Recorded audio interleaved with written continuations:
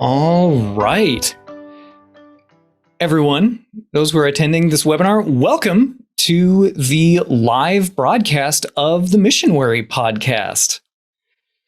And first off, Linda, thank you for joining me. It's always good to see you. Yeah, it's been a while, Travis. It's good to be back together again. It is. And so for those people joining that may not have just listened to us and are seeing us for the first time, having gotten used to our voices or whatnot, first off, I'm sorry, I guess, in my case, to ruin whatever facade you might have had, but this is what it is. But for those who aren't familiar with the MissionWary podcast, just wanted to start off with a quick intro that the MissionWary podcast was put together to talk about mission in a Mennonite context, looking at what makes some people wary of mission. What does that mean? And also what makes some people want to become missionaries? And what does that mean? And how those two things are related to each other. And so that's what the MissionWary podcast over 6 episodes has worked at talking about and having those conversations, bringing on people. And Linda and I have interviewed them and talked a little bit about what that looks like and trying to get a better idea of what mission in the context of Mennonite Mission Network, this is a Mennonite Mission Network podcast, what that context looks like. And so today I'm excited for us to continue doing that. And so before we go much further, Linda, I do have a question for you. Yes. And my question is, so we are both writers. It even says it on our little bios on Mission Network's website. We're both writers, and we both do interviews with people. And I'm curious how you go about editing those interviews, or what choices you make when you're wanting to write a story and incorporate somebody's words. How do you do that? Wow, I don't go by any of the rules, Travis. I have to admit. Big surprise. But I've got my notes and I just kind of live with them for a while. And, that blank page is always kind of scary. Like, how do you start? So I've just learned to plunge in and start with the conversation that interests me most. And then my article that I write grows out of that. But it gives me a lot of time to rethink and then say, I'm throwing this out and this is good. And maybe even going back to the person I interviewed and said, could you say a bit more about this? So yeah, that isn't possible when we're live. No kidding. I've been thinking about that aspect a lot, that, when I edit stuff, when I edit an interview, I like to have the transcript. I run it through a little transcript software, and I love to read what somebody said, and it feels like it gives me a kind of a bird's eye view of some of the narrative threads that people weave into what they talk about. And as the editor of the MissionWary podcast episodes, I wasn't able to write out the transcript, but I still listened to what people said a lot. And I also worked at, then just trimming down some stuff, taking an hour-long interview and bringing it down to 20 minutes or less. And that was both a fun challenge, but it was also, I understood it to be a big responsibility because I was literally editing what someone said. I was taking the words out of their mouth and editing them to what people would hear.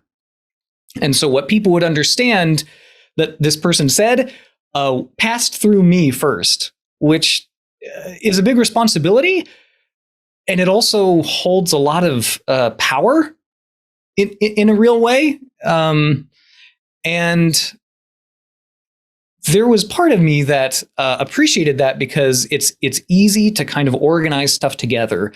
And we worked hard. Well, you can confirm or deny this, Linda, but when I did an interview with you, I looped you in on the rough cut of what I had edited down your interview, And then we worked through that just to make sure that you were okay with the words I put in your mouth or how I arranged that.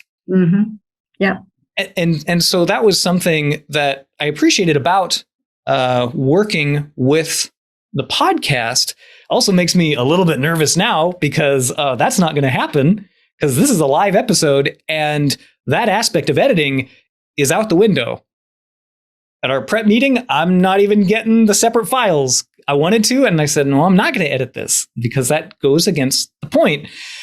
Because this episode is live, one, so it looks a little different, but it also is going to look a little bit different because of a meeting that Andrew and Mziwandile and I had earlier.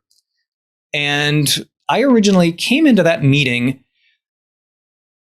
wanting to tell Andrew and Mzi that I was planning on having this webinar in 3 parts. We were going to talk about the history of mission. We were going to talk about what Mission Network does now with mission. And we were going to talk about the future of mission.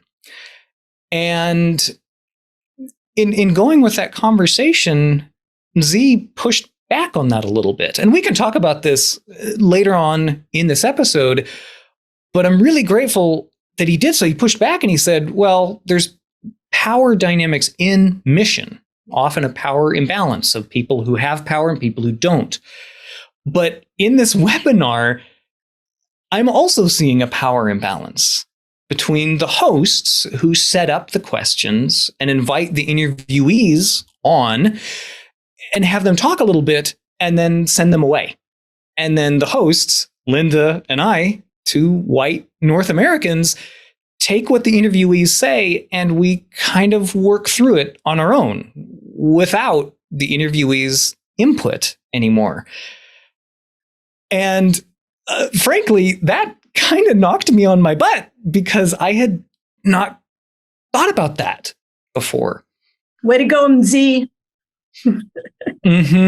Absolutely.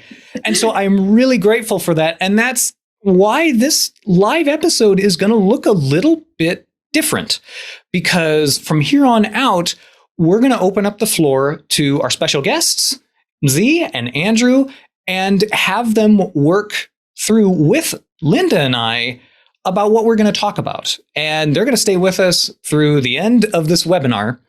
And we're going to have a more open discussion than what the podcast episodes have looked like in the past.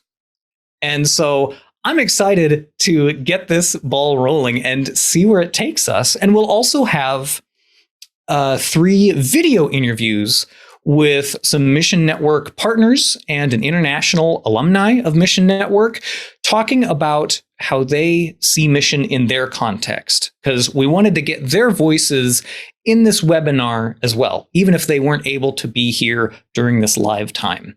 So we're going to have a conversation with Andrew and Mzi, and that'll be interspersed with those videos. So, Linda, are you ready? I'm ready. Hang on for the ride. All right. So to start off with, going around this little Zoom panelist roundtable, would everyone be willing to introduce themselves? And Andrew, would you be willing to start first? Sure. Good afternoon, everyone. Good evening, Mziwandile. It's good to be here. My name is Andrew Suderman. I'm the Director of Global Partnerships for Mennonite Mission Network. I also teach at Eastern Mennonite University, and I serve as the Secretary for the Peace Commission for Mennonite World Conference. All right. Mzi, would you be willing to go next? Great. Yes. Good. So I nearly said evening because my time frame here is completely different to yours. My name is Mziwandile and my surname is Nkutha. I'm based here in South Africa in a place called Johannesburg. And I am a coordinator of the Anabaptist Network in South Africa. And been working with different Mennonite institutions and trying to imagine what an Anabaptist Mennonite selections theologically here in South Africa might look like. Very nice. Linda, would you be willing to give a short introduction to yourself for people who haven't followed along with the podcast? Yeah, if you followed along with the podcast, you know, probably my very soul. We talked about a lot of things and how I personally went from MissionWary to being a missionary for my whole life, my whole adult life. So yes, I started at Mennonite Mission Network. Actually, there are two predecessor agencies in 1985 and have worked with these agencies ever since, first in West Africa and now as a writer in the Elkhart offices.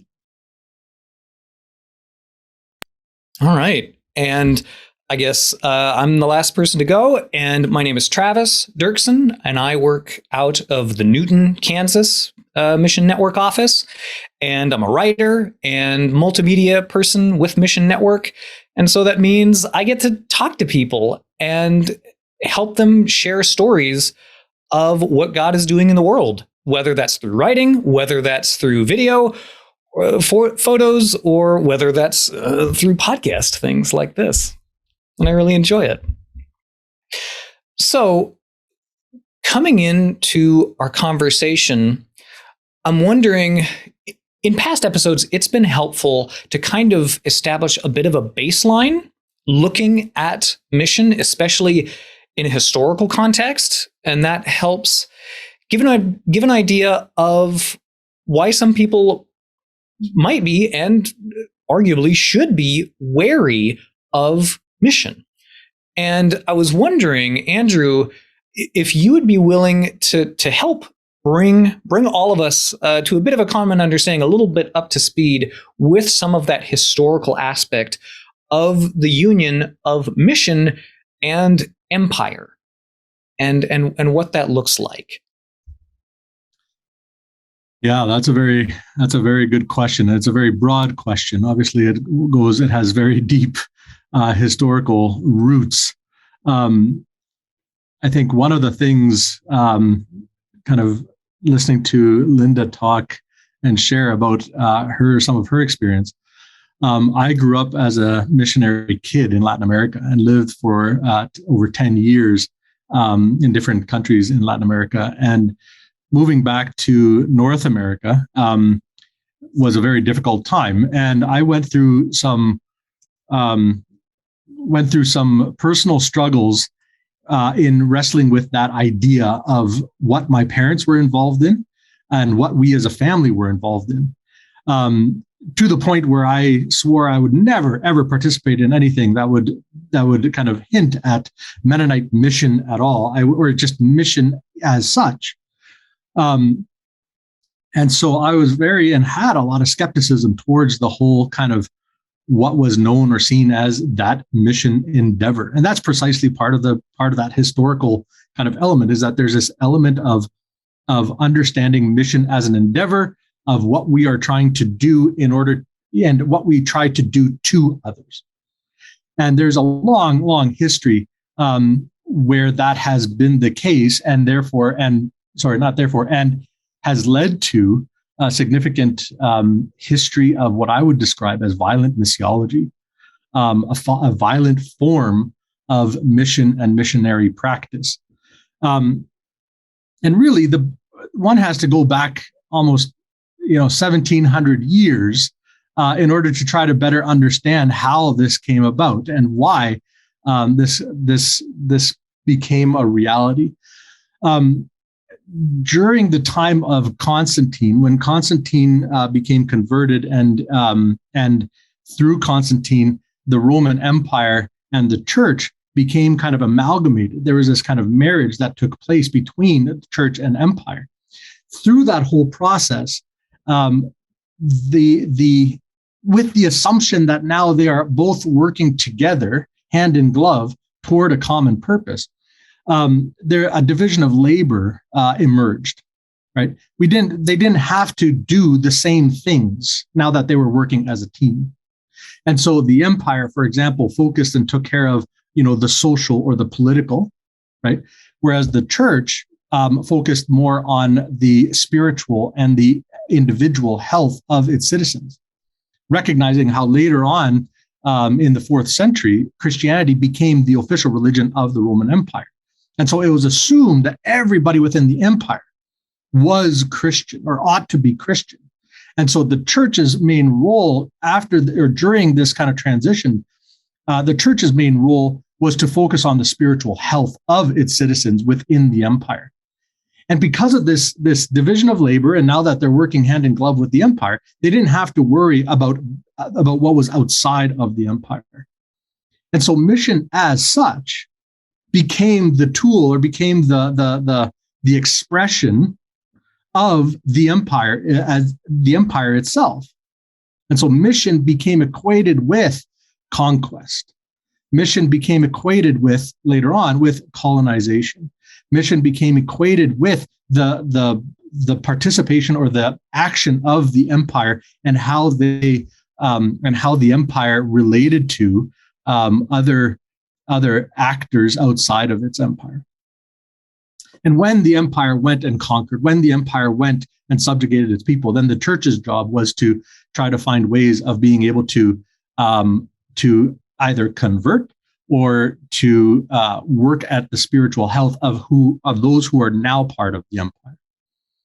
And so there's a long history whereby mission and empire becomes conflated with each other, right? It becomes one and the same. What the empire does, that is or became a form of mission, right? And so to the point where we have this in 1947, there was a gentleman by the name of H.J. Kidd Gray in his centennial lecture. He says that with regards to this intimate link that exists between the state and the church, he says, unfortunately, wherever the church went, the state, like Mary's little lamb, was also bound to go, right? But it was Kidd Gray's follow-up comment, speaking as an Anglican, that is, I think, truly revealing. He continues, he says, for the Church of England, as by law established, was subject to the royal supremacy. Where its bounds spread, its bonds spread also. And a bishop beyond the seas was no less an official and a servant of the crown in matters ecclesiastical than was a governor in matters civil and political. So in other words, it got to the point, right? This conflated relationship got to the point where now wherever the state or the empire went, right, the church also went hand in glove in order to try to convert, in order to try to bring people into its particular way of understanding, its reasoning, its culture, etc. Right? Right. And there's 1,700 years of that, right? And so we're wrestling with 1,700 years of that history and that violence that coincided and that went along with it, right? I can go on. I'll stop there for a second if you want. If somebody wants to interject. Well, and I would say that actually, yeah, if someone wants to say something else, that's great. And if not, that provides a really good transition into our first video that we're going to show. An interview with Yalile Caballero Vargas, the president of IMCOL, the Colombian Mennonite Church. And she is interviewed by Linda Shelley. And Linda will also introduce herself in the video. But Yalile talks a little bit about the relationship between the Colombian Mennonite Church and the government, especially when it comes to protests and how that is working in their context. So if that's okay, I would say let's bring up that video and then we will jump back into our conversation.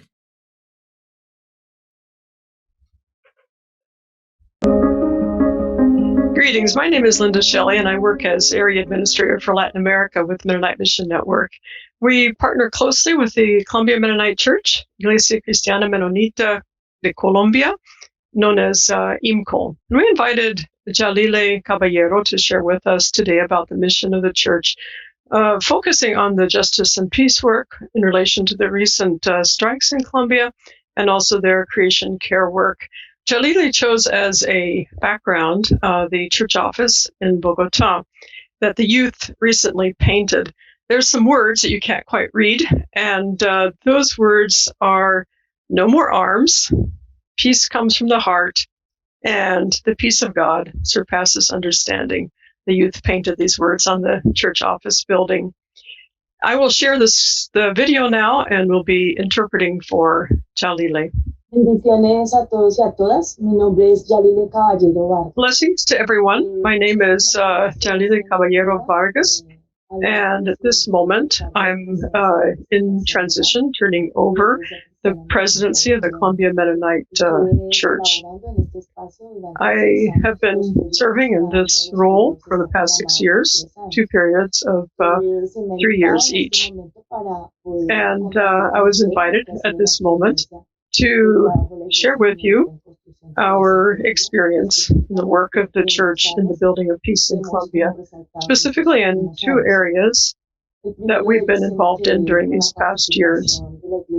The church has had participation in a number of spaces in contact with the Colombian government,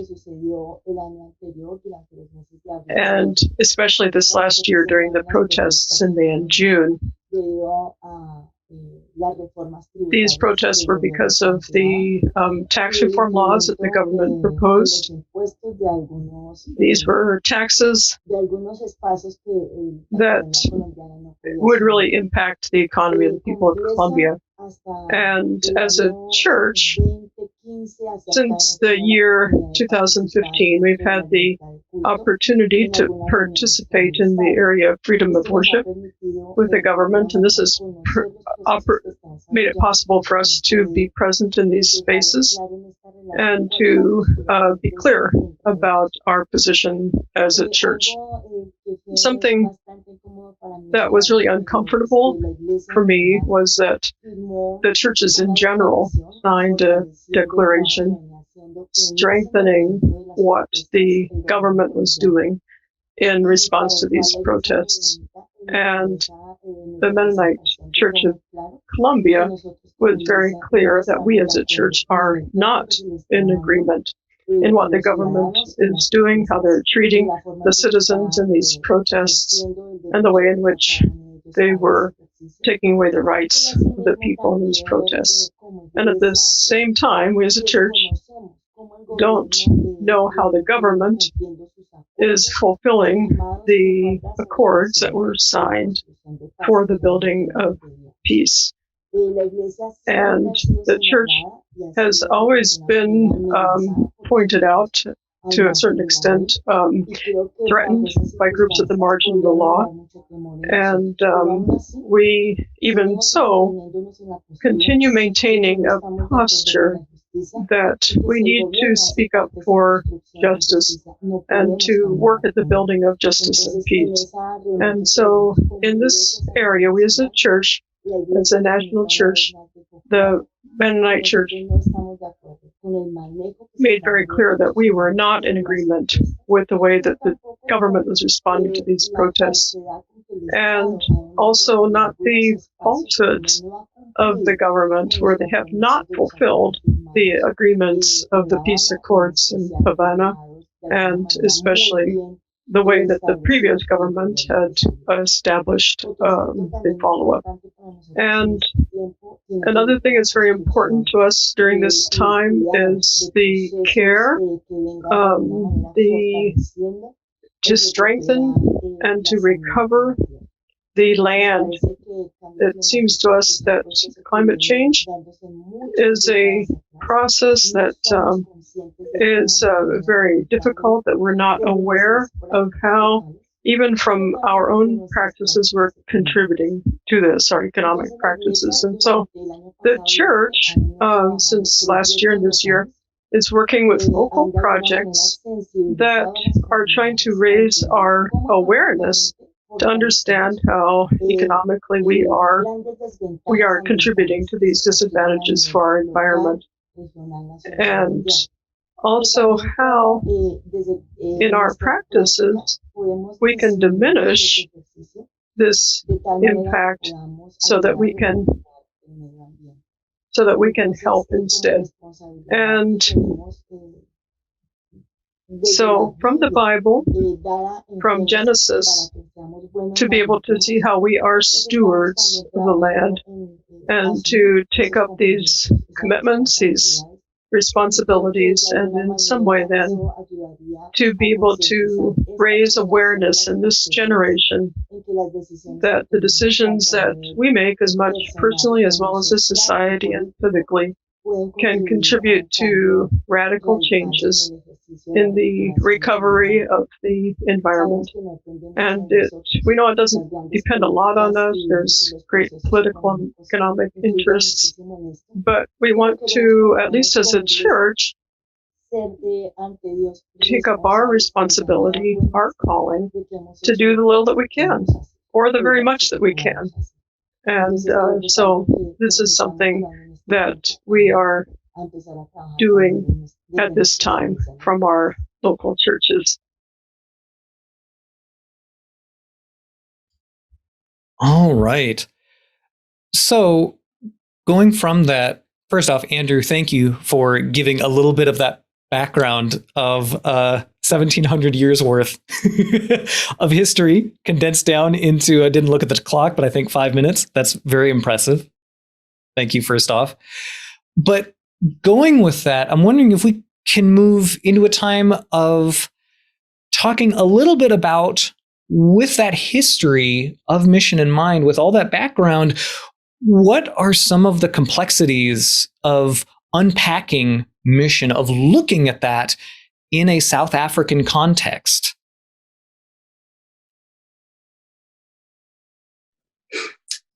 Thanks, Travis. I'm assuming that is pointing directly at me.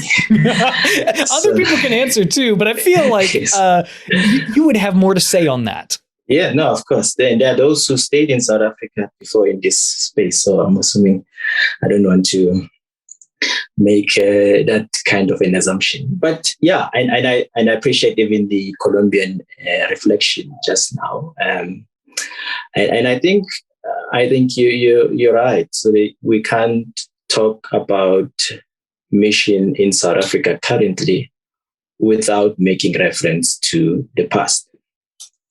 And so what really shapes the South African church, and by extension, the African church, is this idea of colonization. So it's a history tainted or depicted through the lenses of those who are colonizers. So there's a process of settler colonialism, and then subsequent to that becomes the build-up of what now today is coined as global coloniality, right? Which, in a sense, work hand in hand with the project of modernity. So modernity and coloniality work hand in hand, just as Andrew has depicted. The imperialists, colonialists, and missionaries work hand in hand. In fact, of lately, I'm thinking that there isn't a separation in a sense, or there hasn't been a separation in a sense in the previous history of colonization, that we could possibly separate the history of missionaries and the history of the imperialists or the colonialists. In fact, both had a similar mandate. There is a theological underpinning and theological registry within the imperialist as well as the colonialist. And so they were informed by a certain theological imagination themselves. And someone like William Jennings in his book, The Christian Imagination, depicts that beautifully. Right? He makes that very connection in terms of how both the colonialists, the imperialists, and the missionaries, in fact, dance to a one song. So, but we can talk about that at a later stage. So your question is directly to the South African context, right? So the South African context is deeply complex in a sense that there has been a number of or layers of colonization and the history of missionaries. So we trace the history back around the 1400s. In fact, the specific date is 1485, when the Portuguese arrived in South Africa. Again, I mean, we must look at this in terms of what was happening in Portugal itself, in Spain, and in the Americas. Right? So here you can invoke a document like the Papal Bulls of 1454, which then gave right to those that the princess gave in right to the church to go and forcefully convert those who were seen as colonial subjects into becoming Christians. So the word force there is very key in this idea. It signifies that the kind of Christianity that has been introduced to those who have been colonized is a foreign kind of Christianity. And B, in some ways, it has been forced. Right? So what Andrew was talking about, violent missiology. Here, scholars in the decolonial context talk about it as a colonial wound.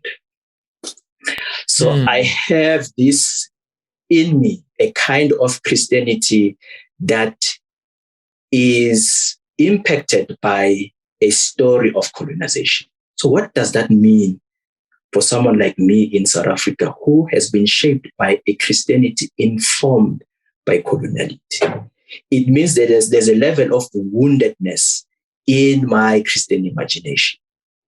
So in psychoanalysis, these are kind of these primal seeds, right? This is the wound that I carry. And what do I do with this wound? Do I continue to reappropriate it to make sense of discipleship, witnessing in my context? Or do I then move back or take a few steps back and reevaluate this and say, what does this mean?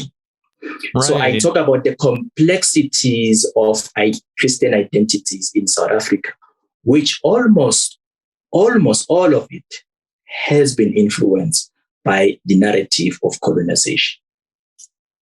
So an example is the Anglican Church in South Africa. So I often make this example. If you are an Anglican and are Black in South Africa, then you must also think about what are the implications of self-identifying as an Anglican.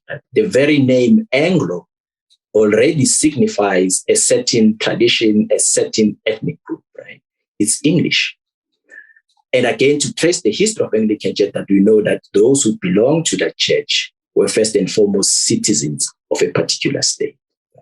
So what it does when it being introduced to me, it therefore gives me a bifurcated idea of an identity, which then in some ways makes this what W.E.B. Du Bois talks about, the double consciousness, the doubling of my identity, that it suppresses my own identity as a South African Black person, but at the same time, it tries to, in a sense, erase my own knowledge, reflection in this context.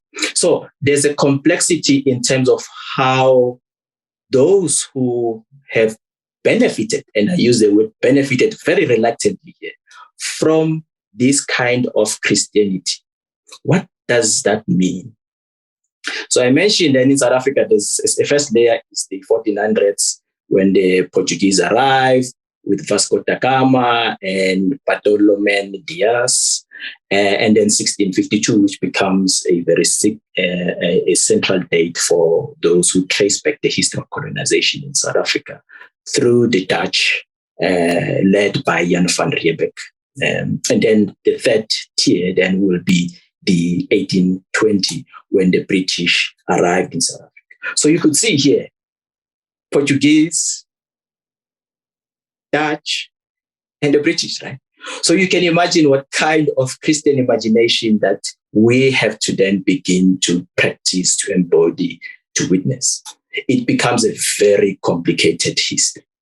So the South African history of missionary is deeply problematic, but it also has some possibilities to reimagine what that means outside that history of colonial influence. So I'll stop here for now.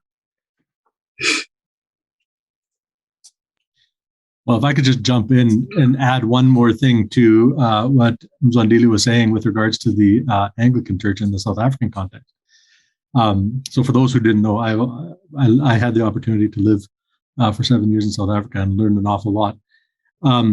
During that time, there's this wonderful book written by James Cochrane called Servants of Power, where he looks at English-speaking churches in the South African context. And one of the things, again, to kind of highlight the point that Mzi was saying, right, and also to highlight the kind of the hand-in-glove nature that empire or the state and church assumed, right? Cochrane notes how Bishop A.B. Webb, who was the Bishop of Grahamstown in 1897, said, missionary work viewed under the light of the eternal purpose of God is the inner meaning of history, the far-off divine event to which the whole creation moves. It is the call as citizens of our British Empire and as sons and daughters of our British Church to rise up in furtherance of this end to their truly imperial responsibility and their imperial mission and destiny. Wow. And so right away, you see precisely that the way in which mission became interrelated, and maybe even not even interrelated, but it just became assumed that the state's role was the primary mission to which the church should also serve, which creates a significant amount of complication and complexity, as Mzi rightfully pointed out. So I'm eager to get into, where this leads us now.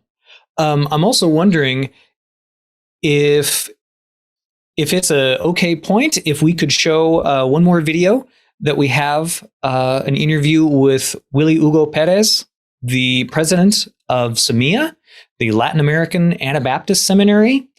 And he has just a quick 5-minute interview talking about what he sees the role of SEMILLA as fostering leaders into the church, what that means for mission, like looking forward into the future. So if that's okay, we'll show that video here real quick, and then I'm excited to jump right back into this.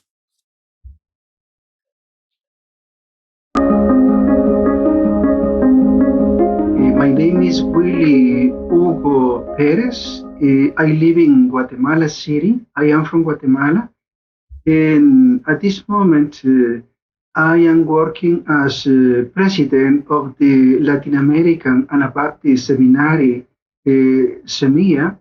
SEMILLA is a theological seminary that works in order to prepare men and women to follow Jesus. We work in the preparation of biblical, theological, pastoral formation for leaders and servants in Latin America. Would you mind talking a little bit about how that leadership development that SEMILLA does with people, how you see that shaping the future of mission in the church? I consider that training the new leaders, the new servants, it is important in order to prepare them to work and to act in favor of justice, peace, non-violence, hope, life, in a world that it is very affected by violence, injustice, misery, suffering, uncertainty, and despair. And this, we know that this is affecting the world today, but it is increasing in the future. It is increasing in the future to come, and therefore it is very, very important that the new leaders, that the new servants are very prepared about what it means to be agents of peace and justice in this world that it is coming. Mm-hmm. Willi Hugo, how do you see that connection between peace and justice and also spreading the gospel? How do you see those connected together? Sharing the gospel, it is related to reconciliation. To reconciliation. But it is very important to understand reconciliation in a holistic way. For me, for example, reconciliation, it is related with reconciliation with God, reconciliation with myself, reconciliation with the other human people, with our neighbors, and also reconciliation with the creation in which we live, because we are interconnected. And for example, if the relationships are broken with God, with me, with others, with the creation, then it affects the world, and it produces violence, injustice, and other situations that destroy life. And therefore, it is important that when we are talking about reconciliation, it is important to reconcile, to restore these relationships in all of this way. And this, for me, this is the essence of the gospel. This is the essence of the gospel. For example, Jesus Christ came into the world to reconcile all of things. And when we work for reconciliation in this way, we are working for justice. We are working for peace. We are working for life. Plenty life in the world in which we are living. And this is very important. In the case of SEMILLA, it is very important for the mission of the church, to be agent of reconciliation, justice, and peace in the world in which we are living today. And when we work in this way, I think we are contributing to hope in the world that is living in despair. All right. So that, I think, leads well into my next question, because talking with Willi Hugo, I was really interested how his connection between peace and justice and spreading the gospel looks a lot different than maybe my stereotypical definition of mission. Maybe when I first hear that word, what immediately comes to my mind. And I'm wondering if we might talk a little bit about how important is the idea of language when it comes to mission. And Mzi, you talked about having two options of going forward or working back, kind of unraveling those layers of mission to get at something deeper than I think what has been put onto that word. And I'm wondering if we might have a discussion of what is that implied relationship with mission, and what has that looked like, and what might that look like?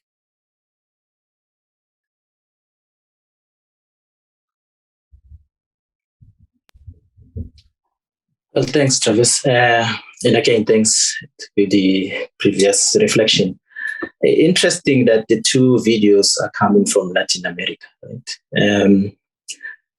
Mainly, I say that because the historical reflection of the notion of decoloniality rather than post-colonial, right? It has been those within Latin America that spearheaded that argument, right? They have these three tiers, or rather, let me not put them as three tiers in this case, but rather these contours of thinking about the possibility of decoloniality. So in one sense, it is the process of what you have said, unraveling, unpacking that history.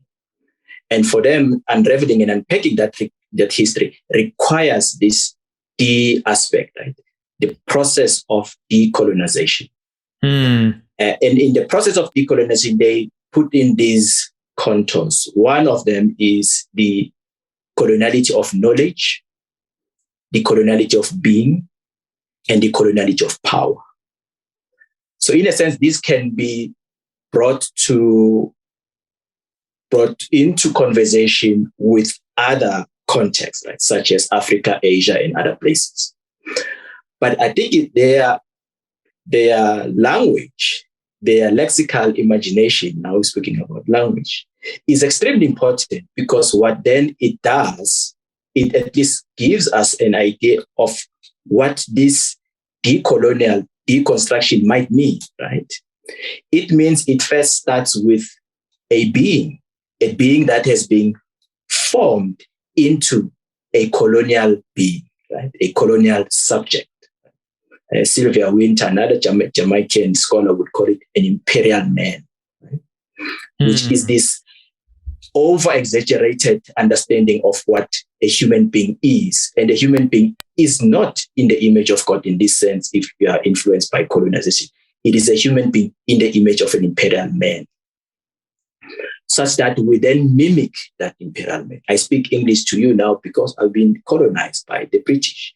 I speak Afrikaans as well because I've been colonized by the Dutch and so on. Right? If I was in DRC or West African countries, I would have been needing a translator because my other language would have been French. Right? Right. So there's a being aspect here that the coloniality of being is also a construction, an invention. It has been invented through the colonial imperial spaces, such that then Christianity itself that is coming alongside that exacerbate that element. It creates a form of Christianity that look like a colonial man. Right? The second part is the knowledge element of it, where in terms of our own epistemological reflection, the knowledge that makes us human or sound like human or register as human beings has to mimic that which of the colonial man or imperial man, as a Christian formation, right? As a Christian reflection. Lastly, this idea of power, which was pursued by Aníbal Quijano, again, a scholar in Latin America, who puts these ideas of matrices of power, right? That ultimately those who present a certain understanding of being, a certain understanding of knowledge, are those who have power. They have power in many ways. Power through forms of violence, power through domination, power through representation. And such that then what we end up having is not just an experiment. It is something that is well thought through, well calculated, and that it entices even those who are coming to convey or present the gospel as the gospel of the imperial tone, rather than the gospel of Jesus Christ.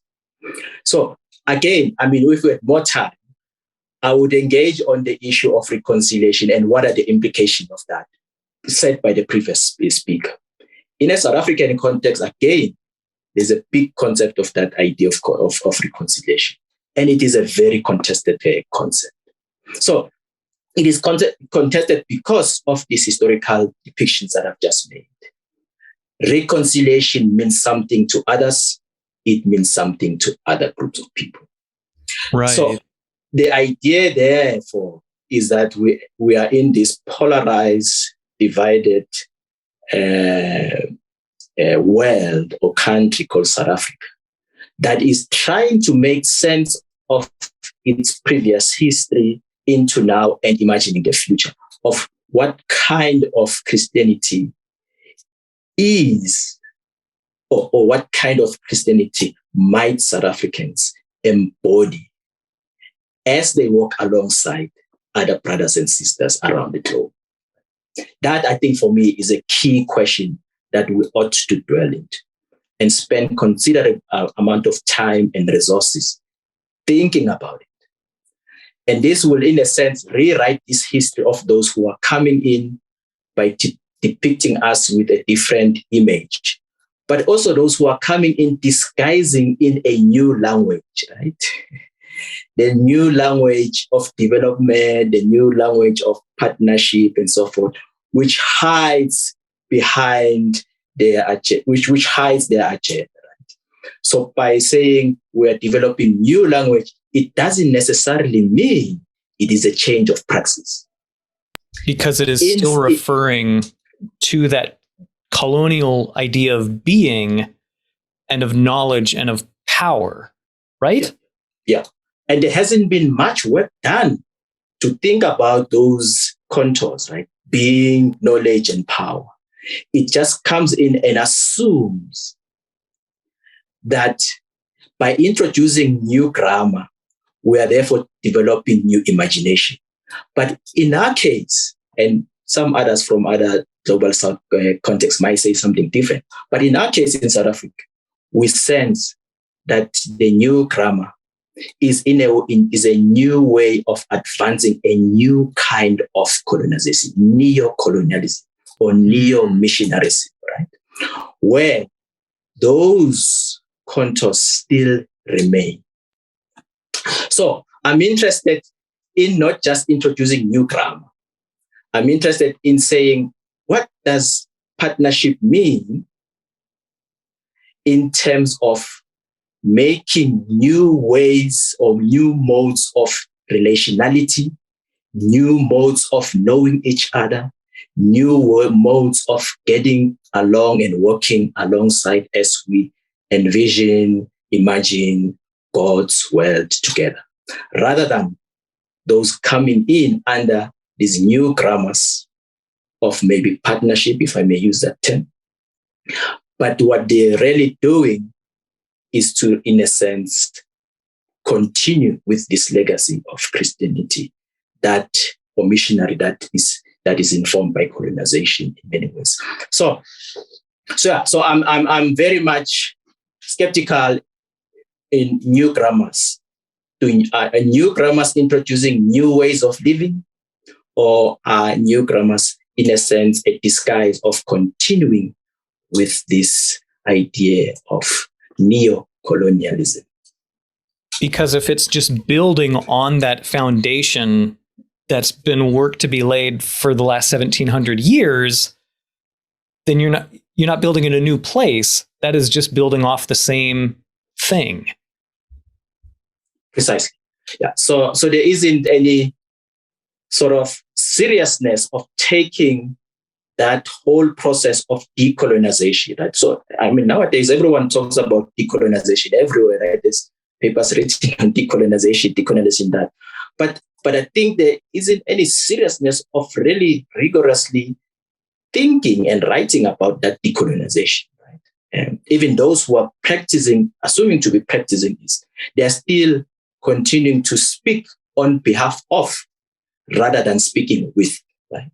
And I see that in many ways in our own context, and particularly our brothers and sisters from the global north, that there is a propensity to come and speak on behalf of, right, rather than speaking with. So the idea of ethnography is now becoming a new ways of missionization, right? And in a sense, then you spend, like my friend Andrew, 7 years here, and then later write about our experiences, right? Rather than allowing South Africans themselves to write, to have their imagination, to reflect, right? So there's a very, very, very, very thin line between those who are coming in with that kind of liberal language of assuming that now we are rewriting that history and are entering into new modes of relationality. Right? But meanwhile, what they're doing then is to continue to, in a very epistemological way, continue to write on behalf of rather than with, right? So that for me, I think is a very key question. And it speaks into this idea that the Mennonite World Conference itself talks about working together, right? So what does that mean? Does it remain at the level of language, or is it really embodied and so forth?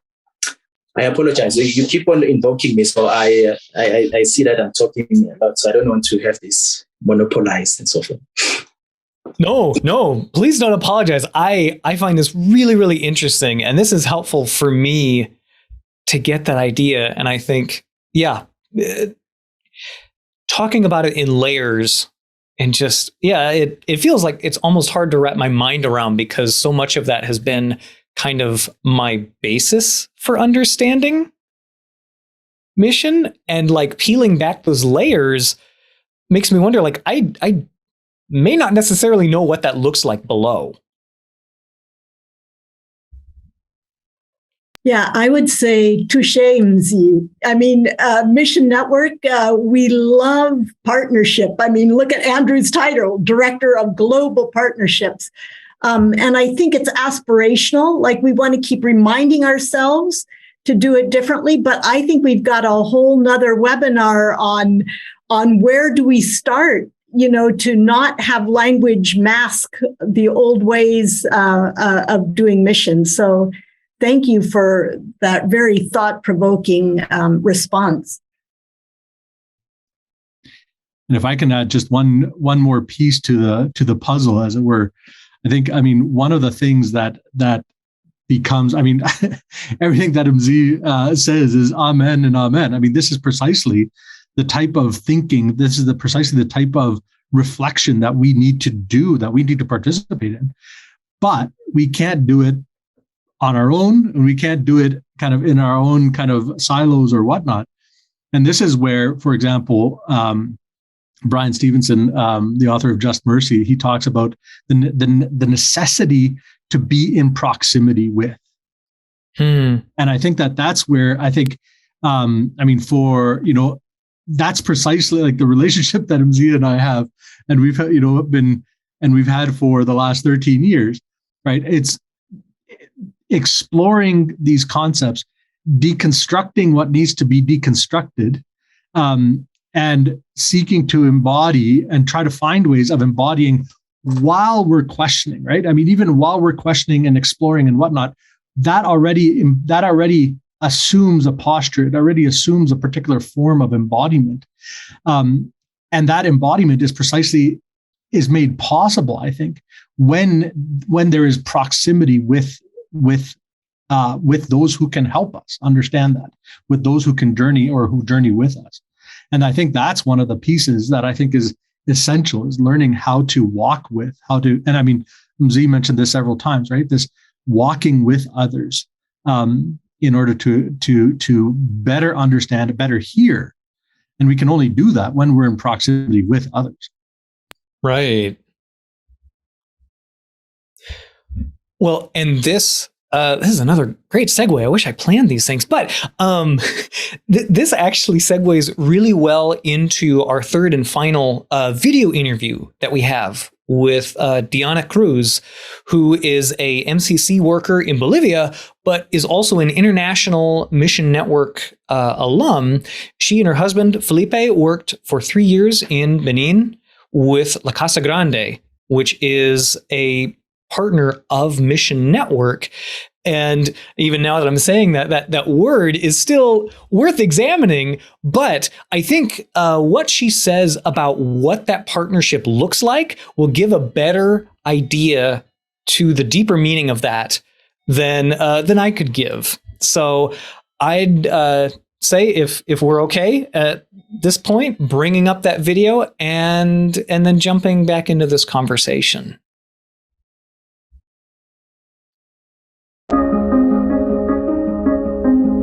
My name is Diana Cruz. I am from Colombia originally. I grew up in the Mennonite Church since I were little, where I met Felipe as well before going on an exchange program, MCC's IBE program, and then we got married.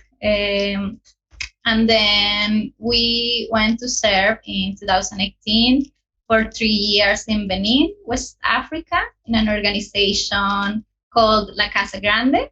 And that was with Mennonite Mission Network and also with the support of Colombian Mennonite Church and of Spain Mennonite Church. And right now I am living in Santa Cruz de la Sierra in Bolivia, in South America, where I am serving with MCC. Diana, would you be willing to talk a little bit about how your understanding of mission changed during the time that you spent in Benin with La Casa Grande? Yeah, I think that the time in Benin was a very beautiful example of a not so traditional, as far as I understand, model of mission. And usually I think that mission is understood as people from like people who don't need sending people to serve those who need. And then something we realized in Benin is that people in Benin don't need us, but still they opened room for us to come and live with them. So it was very beautiful. It was humbling as well, but it was very beautiful to come to this conclusion that mission is living with people. The daily life is just being open to this, to see a person and to know that there are differences, that there will be conflict and there will be pain and there will be love and there will be hope and all of that in the process of living daily life. I was a school teacher, so going to school every day, and Felipe was working in the farm. So mission for us became living with people, but also the model of La Casa Grande. It's amazing because it is locally led. So it is understanding that local people actually know what they want. And they they would know best. They know best, and they are already doing it, and they have their own ideas of what a better world would be for them. And it is a beautiful idea. So it always amazes me from La Casa Grande. Since the beginning, they started like with a group of children, a lady saw them, they didn't have parents, so she took them in. But then they started to grow and to think, well, why are there so many children who have lost their parents in Benin? And then they have started to address the deep causes for that, so they now have a school. They know they have had programs, health programs, so that mothers can have safer pregnancies. And they have also now a project with waste management, because illnesses come from not having adequate health programs like that, so they have started to look, okay, the children need us, we can do something for them, but we need to build a community around them, so that when they leave La Casa Grande, they can actually have a better life, so that the work after they turn 18 can continue to be done. And that is just amazing, because it's from their own experiences that they have said, this is what needs to be done for this situation.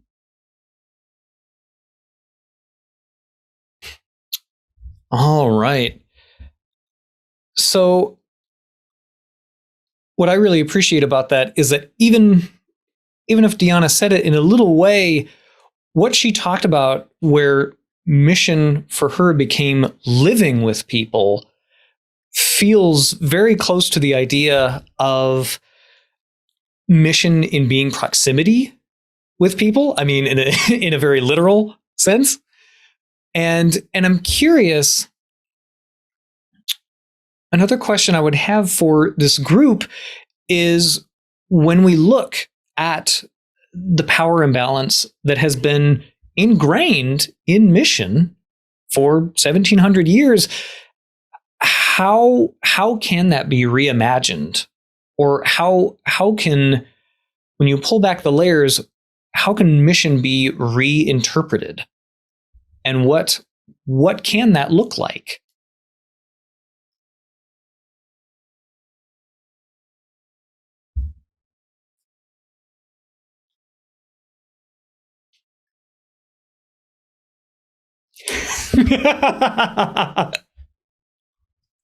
Who goes first?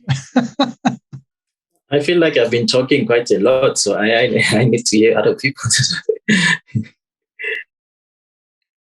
Yeah, Andrew, I guess, would you be willing to speak into that a little bit in how you see Mission Network kind of leaning into that redefinition or that reimagining of what mission is? Mm-hmm. Yeah, I mean, part of, what Mzi was talking about, the lexicon that we assume, right? There's so many things that become assumed through particular words, right? That words themselves sometimes carry, no, not sometimes, words themselves carry meaning. That's the reality of language, right? And so sometimes the meaning that certain words have, right, might be ones that we need to unpack. There might be times when we need to rethink and say, well, it has carried a different meaning for too long, and we have to set it aside. Or we have to reimagine and try to reinterpret what we mean by those, right? And we all make these decisions about words that we want to use and that we will use on a regular basis, right? One of the ones that I come up against quite often is the whole notion of church, right? For many people, church, and understandably so, has and carries a lot of trauma with it. It's been a very traumatic experience for many people, and people are just not interested in speaking about or talking about or referencing church at all, right? And so what do? Do we release the word and try to find new ways of talking about it? Although recognizing what Mzi, I think, so wisely highlighted, right, in that sometimes that new words can just simply mask a kind of hidden agendas or hidden realities that don't end up becoming deconstructed, right? Right. Or do we try to reimagine or redefine what we mean by those words, right? And for me, I think church, I think that there's a lot of meaning. There's a lot of meaning, and there's a lot of meaning within the Bible in terms of how church is depicted, that I try to wrestle with that and try to kind of find ways that I can use that, right? But I recognize that that is not true for everyone, and that whenever that hits somebody's ears, they're going to already have an idea or an image as to what that means based on their past experience. And the same goes, I think, with mission. We need to think about that. We need to wrestle with those realities. We need to wrestle with that history. And in doing so, I think we can also work at, or we can also find ways to embody, even while we're wrestling with that, what we in fact mean as to how, or what path, how do we want to walk, and how do we want to walk with others, and how we want and need others to walk with us, right? In this kind of communal journey. And I think, for me, one of the significant things that has been good to kind of recognize is that everybody is involved in mission in one way or another. We work, Say more. for those who work for institutions and organizations or not, whatnot, we all have, mission statements that lead, that guide our understanding of what this organization, company, institution is or wants to be or what have you. And so we participate in mission, right, of one sort or another. The question is, I think, whose mission are we participating? Whose mission are we seeking to embody or are we seeking to kind of travel in?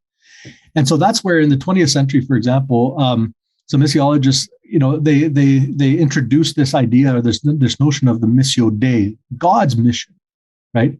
And that God's mission, at least hopefully, becomes a different reality, and it articulates a different form or understanding of mission that we want to participate in that differs from, for example, the mission of of imperialism, the mission of the state, the mission of empire, the mission of a company, the mission of an organization, right?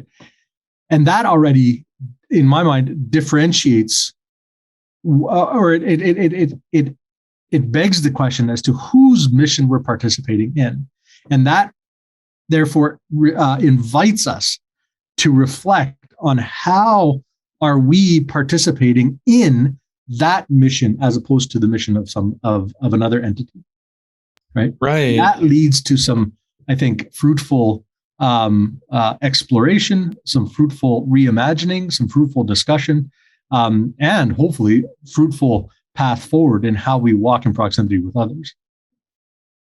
And we can build on this too, but I'm wondering if that proximity to others in how you do mission, if that living in proximity, if that walking together is more revealing about your basis of mission than just the word itself. Because if we're all bringing lots of baggage into a word, then it becomes more meaningful where our actions go than just the word, not? And those actions are revealed by walking together with people, pilgriming, going on a pilgrimage with people as equals. And what that looks like, I feel, reveals more than just maybe the word. Well, and I think, and you just said I think the key concept, perhaps, it's not just how we do mission, but how we be. It speaks to our being.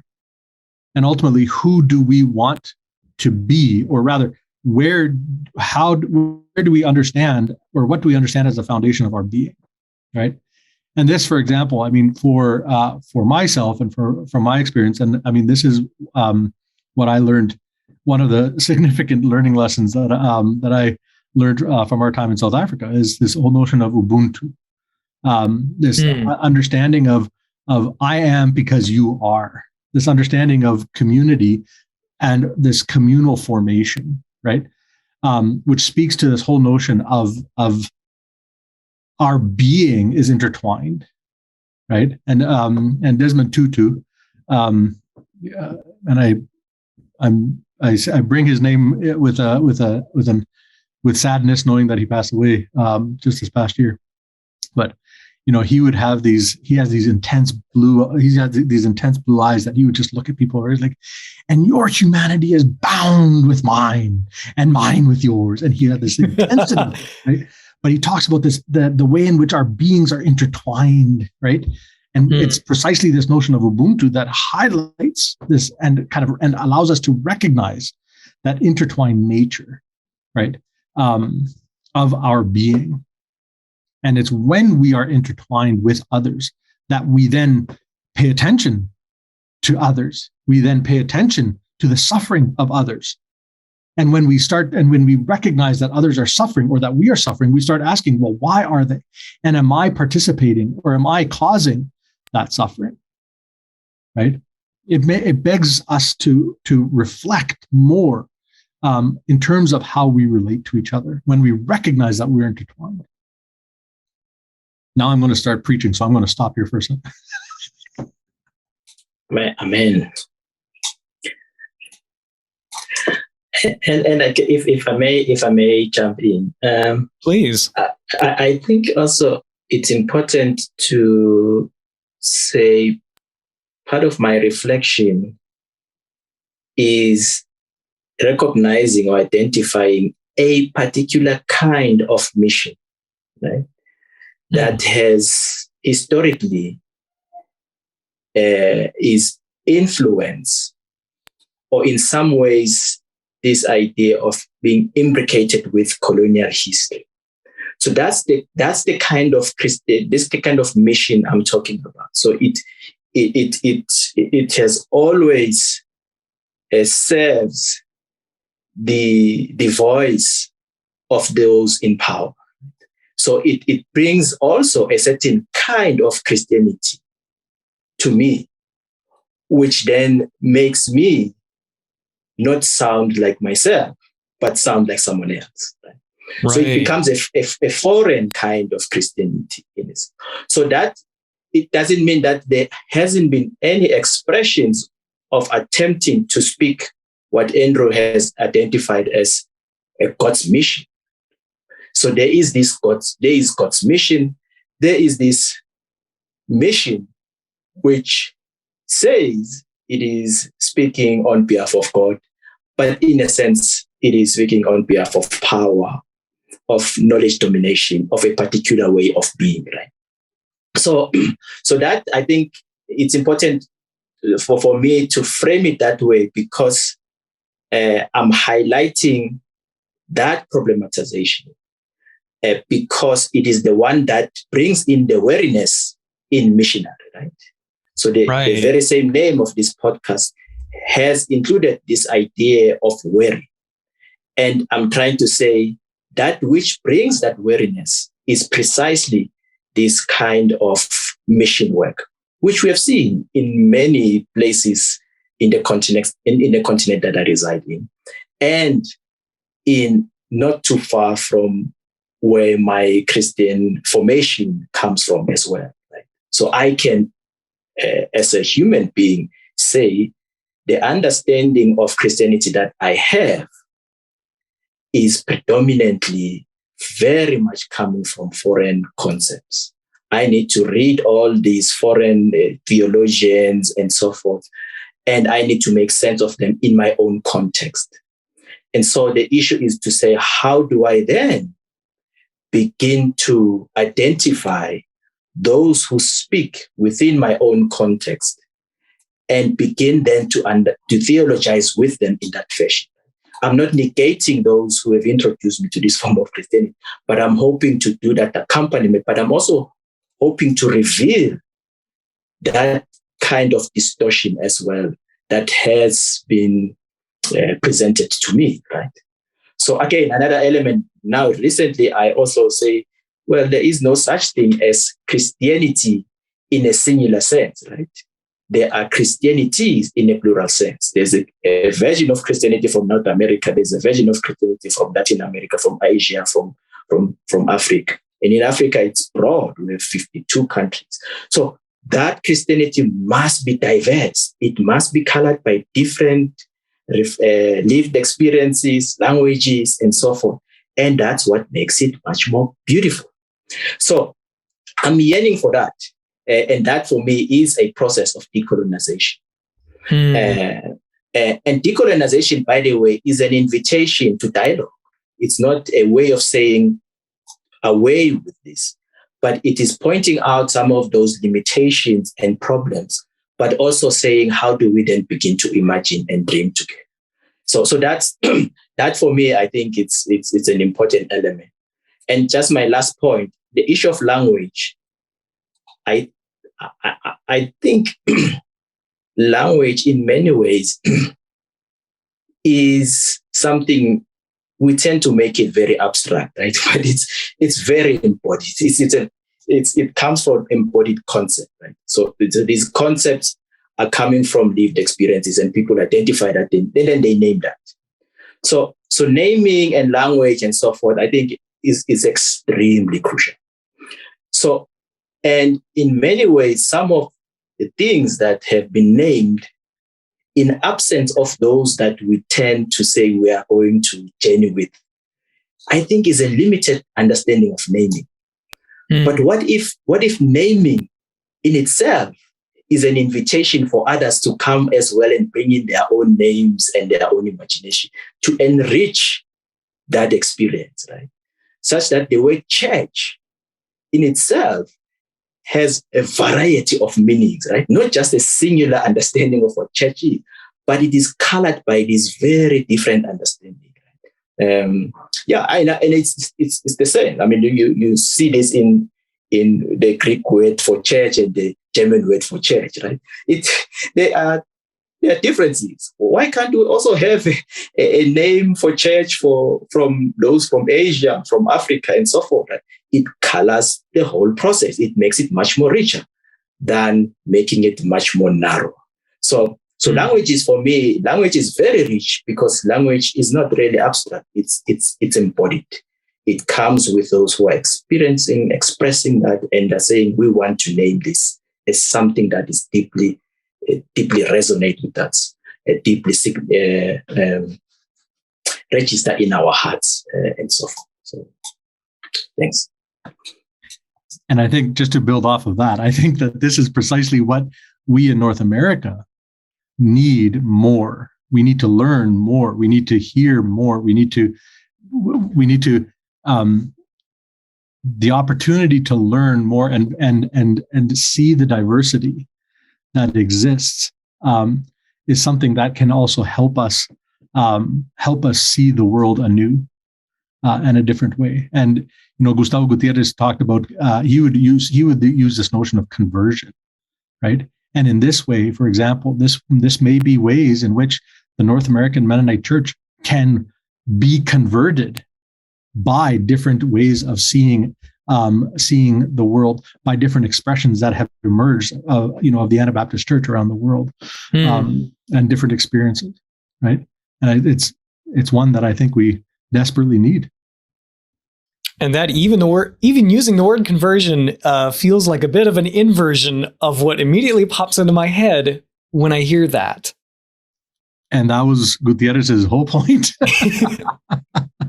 He played around with that, and that's precisely it. Yeah. Well, I have really enjoyed this conversation, and I feel like I've been taking down notes, and I feel like I need to go through this. But looking at the time, I also want to be aware of where we're at with this webinar. And so I'd ask, is there anything else that people would want to say as kind of to wrap up this discussion? I think we've covered a lot of ground, and I really, really appreciate all of you being present here and being willing to talk into this examination of mission, just one little word, and being willing to kind of pull that apart. And I think I look at that not as something that needs to be hidden away or something to be worried about, but something to be embraced, because I think, like we've talked about, that variety of understanding makes it more beautiful. It brings it out into a fuller bodied ideal of the church, of Jesus's gospel.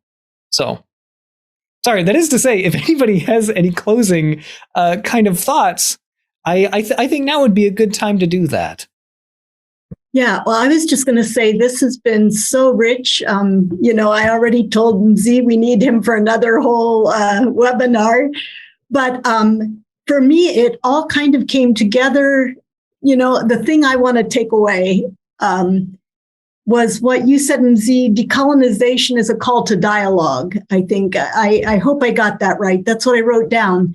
Because I think in my youth, when I was MissionWary, I thought by writing off mission, I could remove myself from all the harm, the woundedness that happened through mission done in a colonial, violent way. But we can't walk away from it. As Andrew said, I mean, we're all on a mission for something. Even if we're on a mission to walk away from mission, that's a mission in itself, And so this call to dialogue, to mutual conversion, I think Mission Network has been struggling with this since the 1950s in the Argentine Chaco, in West Africa, and in Southern Africa to some extent, with learning from the African initiated churches. That's my journey. But yeah, this call to continue the dialogue is what I want to take away from, or is what really captured my imagination from this discussion. And Linda, when you say struggling, I want to clarify, I don't think of that as a bad thing. I think that is good, that re-examination and that wrestling with what this looks like is a good thing, because if we've been doing the same thing for a really long time, then that's kind of a sign that we haven't been thinking about it. And that's not the case. So sorry, that I just wanted to say that little part because that struck me. Yeah, and when we talk about new words, this word Ubuntu is becoming more and more known, and I think it describes what Jesus calls us to in a way that I don't know that we have English words for. Now, whether that's appropriation, I mean, we need that. That's also a dynamic in all of this, but we can only know when our hearts are pure, the being that you talked about, Nzi, and as we walk together. And I think through our podcasts, as I think about what a lot of our presenters said, there was this, Mike Sherrill, the executive director of Mission Network, talks about witness, as a play on words with witness. Right. And he talked a lot about table fellowship. And Andrea Sawyer Kirksey, the executive director of DOOR, talked about building bridges, which is a term Anabaptists like to use a lot. But she said building bridges and tables. This table fellowship speaks to me of sharing food and dialogue. Anyway, that's sort of the nugget I take from this. Beautiful, Linda. Thank you. If I may, I have some quotations from Emmanuel Katangole's book that he wrote with Chris Wright, whom I'm told now works for MCC at the New York office. So, but before I say that, I think, Travis, you said something very interesting, which is sort of sparked my imagination. You said, if we are not wrestling with that idea, right, we then, it seems like, if we don't get into that state of sort of impasse, it just reminded me of this French philosopher, Jacques Derrida. Right? He talks about the aporia, that if you get into the state of confusion, it's a sign that you're thinking, basically. So it's okay to be confused. So anyway, so Katangole and Chris Wright in their book, Reconciling All Things, they use this notion of pilgrimage as a theological reflection in terms of what missions might look like. So again, Andrew's idea of the importance of words and trying to rescue this notion of mission using this idea of pilgrimage. They say, the practice of pilgrimage is a way of unlearning speed. This world of ours is very, very, very hasty. Pilgrimage is a posture very different from mission. The goal of a pilgrim is not to solve, but to search. Not so much to help as to be present, the being. Pilgrims are slowly confronted by a different world that begins to interpret their own. Pilgrims do not rush to a goal, but slow down to hear the crying and pain of the community. They are not as interested in making a difference as they are in making new friends. The pace is slower, more reflective. Pilgrims set out not so much to assist strangers, but to eat with them. Again, Linda, the extending of the tables, right? The sharing of the meal. They journey in the wisdom about transformation, which is a decolonial process, held in a Rwandan proverb. If you cannot hear the mouth eating. You cannot hear the mouth crying. That's the Rwandan proverb. There are so many efforts to make a difference that do not make us different. And that's what they say. So again, this idea of pilgrimage becomes this, it assumes this posture of slowing down, listening to others while we chew, while we cry. And I think if then, and I close with this, if then partnership has its goal of to make friendship, then I'm up for partnership.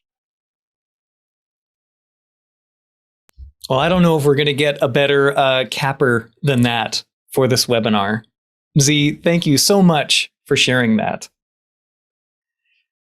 And Andrew, Linda, thank you all for being on this call. This has been really, really good. I've really appreciated this. So I think I'm going to send us out with a little bit of the podcast conclusion, and then that will conclude this webinar. So again, thank you all for being here. Thank you for the people that have attended this webinar, that have walked with us in examining what mission can look like in all the senses of that word. So that's our episode. Thanks for joining us. And for more information about what Mennonite Mission Network is doing through partnerships, we'll get to that. But across the U.S. and around the world, follow us on Facebook, Instagram, or go to our website, MennoniteMission.net. And as we close out this live episode, I'd like to thank our guests. Mziwandile Nkutha, Andrew Suderman, Yalile Caballero Vargas, Willi Hugo Pérez, and Diana Cruz, as well as Linda Shelley for interviewing Yalile. I'd also like to thank Greg Beitler for making the background tech for this webinar run so smoothly, and to Casey Detweiler for making sure that Mark from Facebook can watch this as well. And of course, to Linda Hollinger-Jansen, my fearless co-host. So this has been MissionWary, a podcast by Mennonite Mission Network. Thanks for joining us. See you next time.